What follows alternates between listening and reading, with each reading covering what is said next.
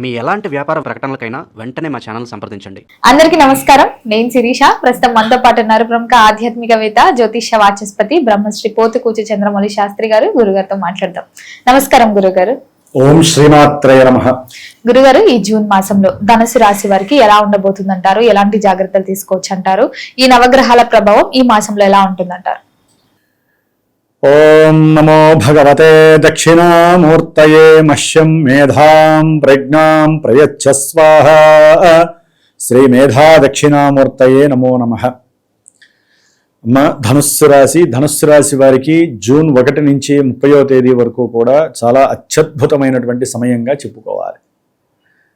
ఎందుకంటే ధనుస్సు రాశి అంటేనే ఒక ఆధ్యాత్మిక చింతన గురువులతో సమానం వాళ్ళు. ధనుస్సు రాశి వాళ్ళు దాంట్లో మూలా నక్షత్రము అంటే మోక్షానికి దారి చూపించేటటువంటి కేతు నక్షత్రం ఉంది. పూర్వాషాఢ నక్షత్రము ఇది వివాహానికి సంబంధించింది, ధన సంపాదనకి సంబంధించింది, ధనానికి సంబంధించింది, భోగ భాగ్యాలనికి సంబంధించినటువంటి నక్షత్రము. ఉత్తరాషాఢ నక్షత్రము ఇది రాజసమైనటువంటి రాజ ఉద్యోగాలకి సంబంధించినటువంటిది, తండ్రి యొక్క అనుకూలతకి సంబంధించినటువంటిది, తండ్రి వలన కలిగేటటువంటి అనుకూలమైనటువంటి పరిస్థితులకి సంబంధించినటువంటి. ఎటు చూసినా కూడా నీకు మొత్తం ఆధ్యాత్మిక చింతన, అనుకూలమైనటువంటి పరిస్థితులు, మంచి మేధస్సు, జ్ఞానానికి ప్రతీకగా ధనుస్సు రాశి వాళ్ళని సూచిస్తూ ఉంటారు. కొంతమందికి అయితే ఉన్నటువంటి ఆస్తులు అప్పులు ఎక్కువైపోయి కొంటారు. ఇంత ఇల్లు కాదు, నాకు ఇంత ఇల్లు కావాలని కొనుంటారు. గురుడు మన బాగున్నాడుగా బాగా కొనుంటారు. ఆడి కార్లు కొనుంటారు.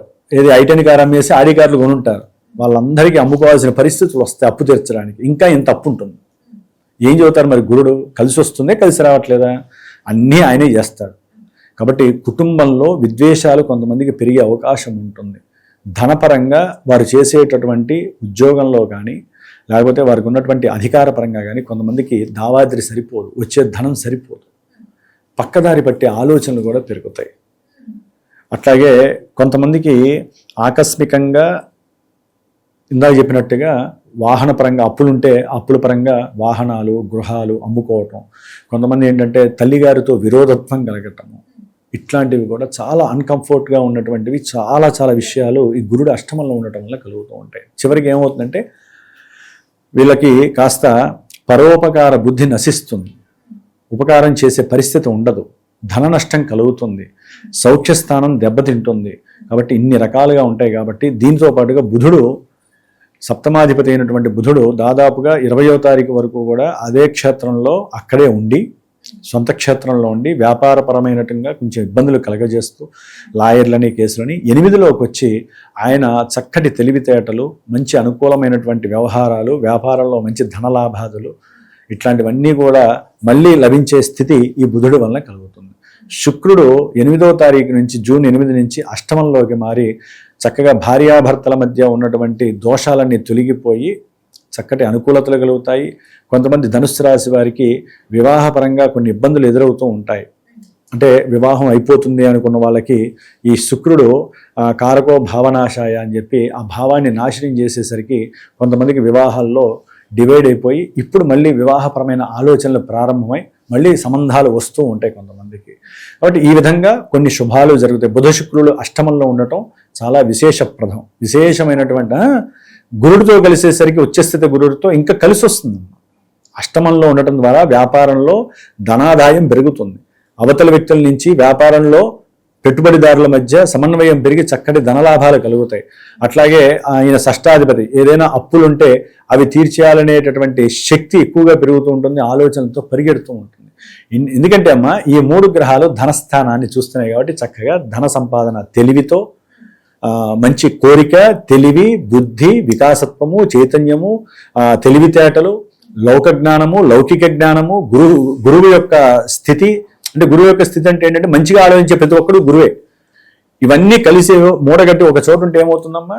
ఆకస్మికంగా ధనము లాభం కలుగుతుంది వీళ్ళు సక్రమంగా యూజ్ చేసుకుంటే. కానీ అర్ధాష్టమ శని దోషము వీరిని బాధ పెడుతూనే ఉంటుంది. 8లో ఉన్నటువంటి శని కొంచెం పెట్టుబడులు పెట్టేటప్పుడు కానీ, గృహపరంగా కానీ, భూపరంగా కానీ, వ్యాపారపరంగా కానీ పెట్టుబడులు పెట్టేటప్పుడు జాగ్రత్త. ఉద్యోగాలకి సంబంధించినటువంటి వాళ్ళు కొంచెం ఇబ్బందులు, ఫ్లక్చుయేషన్స్ జరుగుతాయి. ఉద్యోగాల్లో మార్పులు జరగడానికి అవకాశాలు ఉంటాయి. ఎందుకంటే అమ్మ జూన్ 14 వరకు సూర్య భగవానుడు ఈ యొక్క ధనుస్సు రాశి వారికి చాలా అత్యద్భుతంగా ఉద్యోగ పరిస్థితులు అన్ని అనుకూలంగా ఉన్నటువంటి పరిస్థితులు, అప్పులు ఏమైనా ఉంటే కాస్త తీర్చేటటువంటి పరిస్థితి, తండ్రి యొక్క సహాయకాలు ఇవన్నీ జరుగుతాయి. ఈయన సప్తమంలోకి జూన్ 15 నుంచి వచ్చినప్పుడు కాస్త తండ్రి గారికి కాస్త లాభం కలుగుతుంది.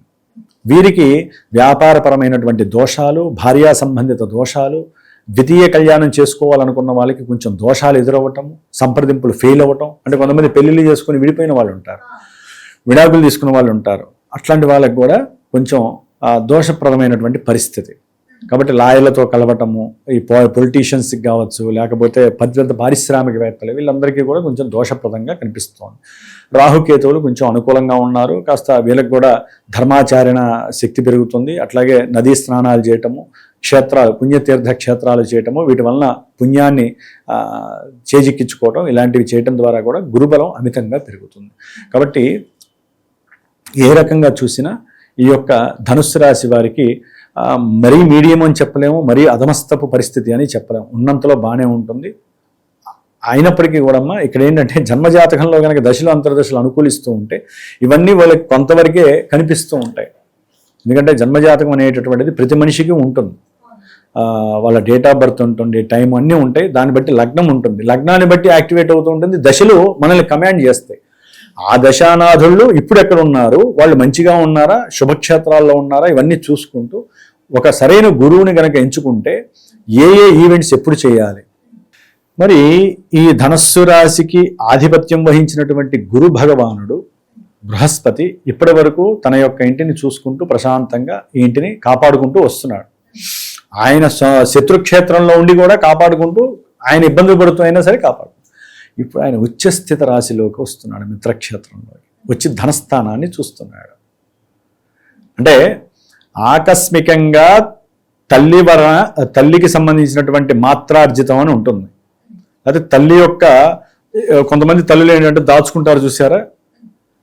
కొడుకు ఏదైనా ఇబ్బందులు పడుతుంటే తల్లి పిలిచి, ఆవిడ ఎప్పటి నుంచో దాచిన సొమ్ము రూపాయి కాస్త ఓ 10 లక్షలు అయిందనుకోండి, పిలిచి ఇదిగోరా నాయనా అని ఇస్తుంది. వాడు పడుతున్న ఇబ్బందులు చూడలేక. ఇది ఆకస్మిక ధన సంపాదన కాదా? అనుకూలంగా వచ్చేస్తుంది. ఎంత అదృష్టం వీడికి. సరే, 2-3 ఉంటే తర్వాత విషయం కొట్టుకుంటారు, లేనిపోయింది తర్వాత విషయం లేని, కానీ ఒక్కడుంటే మటుకు ఈ యోగం పడుతుంది. కొంతమందికి తల్లి తండ్రికి సంబంధించినటువంటి ఆస్తి ఉంటుంది, కలిసింది. తండ్రి లేడనుకోండి, తల్లికి కాస్త అనారోగ్య పరిస్థితి వచ్చినప్పుడు, ఈ సందర్భంలో మరి ఆయన వెళ్ళి అష్టమంలో ఉన్నప్పుడు, అది మాతృక్షేత్రం అయినప్పుడు, ప్లస్ ఈ ధనుస్సు రాశి వారికి చతుర్థాధిపతి కూడా గురుడే అయ్యేసరికి కాస్త తల్లి యొక్క ఆరోగ్యము క్షీణిస్తుంది. క్షీణించినప్పుడు కొంతమంది ధనుస్సు రాశి వారికి తల్లి పిలిచి తన పట్టావేజుల మీద, దస్తావేజుల మీద కొడుకు పేరు రాస్తుంది. అది కూడా ఒక ఆస్తే కదమ్మా, కలిసి రావట్లా ఆకస్మికంగా. గోచార నియమం ప్రకారం గురుడు అష్టమంలో ఉంటే కొంచెం ఇబ్బందులు ఎదురవుతాయి. కొంచెం కాదు, కొంతమంది అయితే పూర్తిగా కష్టాలనే చెబుతారు. లాభాలు కూడా ఉంటాయి. కొంతమందికి వాహనపరమైనటువంటి విషయాల యందు ఇన్సూరెన్స్లు వచ్చే అవకాశాలు ఉంటాయి. ఒక కారు కొంటారు, లేకపోతే ఒక బండి కొంటారు. అది అక్కడ పెడితే, ఇప్పుడు వర్షాల రోజులు అనుకోండి, పెద్ద వర్షం వచ్చింది, కొట్టుకెళ్ళిపోతుంది. ఏమవుతుంది? ఇన్సూరెన్స్ వస్తుంది, మళ్ళీ వాడి డబ్బులు వాడికి వస్తాయి. ఇన్సూరెన్స్ పెట్టుకుంటాడుగా. 8వ స్థానంలో ఉంటే ఇన్సూరెన్స్ డబ్బులు వాడికి వచ్చేస్తాయి. చతుర్థాధిపతి, వాహన స్థానాధిపతి. ఇక కొంతమందికి ఎంత పెట్రోల్ పోస్తున్నా, ఇదేమిట్రా బాబు ఇక్కడ దాకా వెళ్ళంగానే అయిపోతుందంటే చిల్లుబడి కింద ట్యాంక్కి పెట్రోల్ పోతూ ఉంటుంది, డబ్బు అలాగే వెళ్ళిపోతుంది. వాడు ఎప్పుడో చూసుకుంటాడు. కారణం, ఆయన ఉన్నది చరరాశిలో, అష్టమంలో ఉన్నాడు. ధనము నష్టపోతూ ఉంటారు. లాభం వచ్చే వాళ్ళకి లాభం వస్తుంది, నష్టం వచ్చే వాళ్ళకి నష్టం వస్తుంది.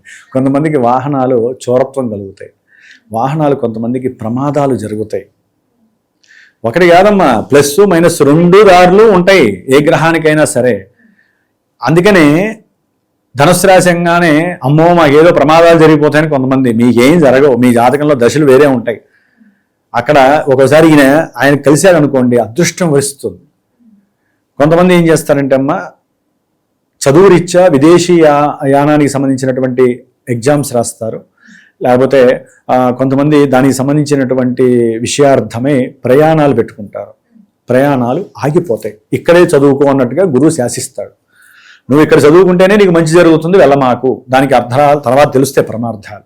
అట్లా ఆగిపోయిన వాళ్ళు ధనుస్సు రాశి వాళ్ళు ఉంటారు. అంటే ఒక భావాన్ని చూసారా మనం ఎన్ని రకాలుగా చర్చించుకోవచ్చు.